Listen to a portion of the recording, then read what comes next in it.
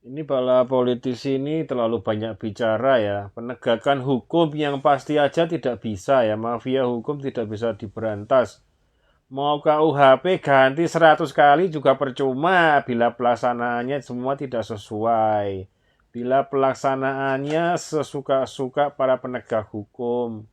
Lah memang realitanya begitu gimana?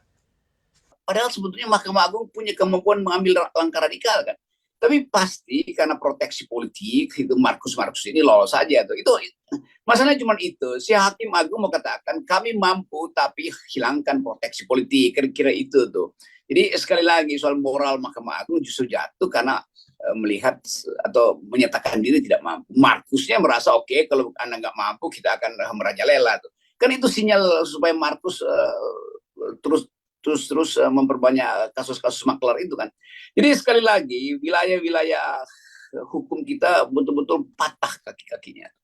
Marwahnya hilang itu, keagungannya hilang.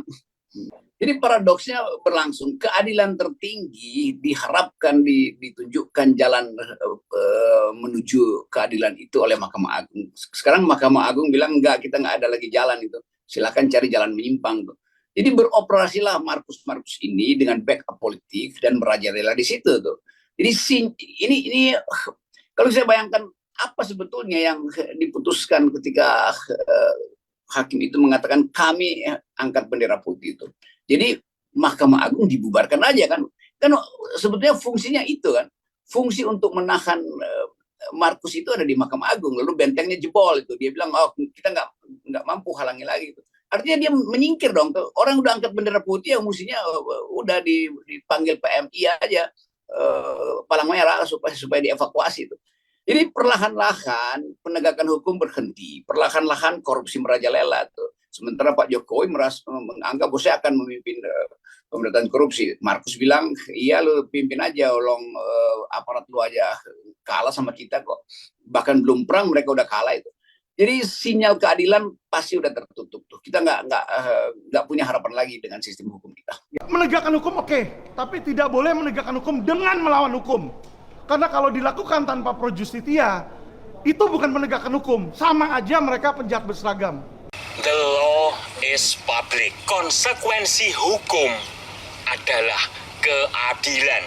Transparansi adalah refleksi dari keadilan. Hukum yang tidak adil dan transparan hanyalah menjadi hukum yang kumuh.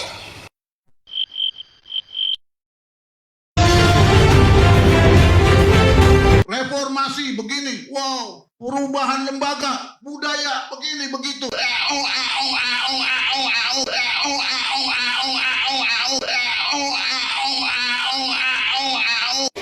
Jujurnya akan pakai ritual untuk melarung kepala kerbau, untuk ya akhirnya dengan cara itu untuk mengungkapkan kebenaran di atas kebenaran, ya biar alam yang menseleksi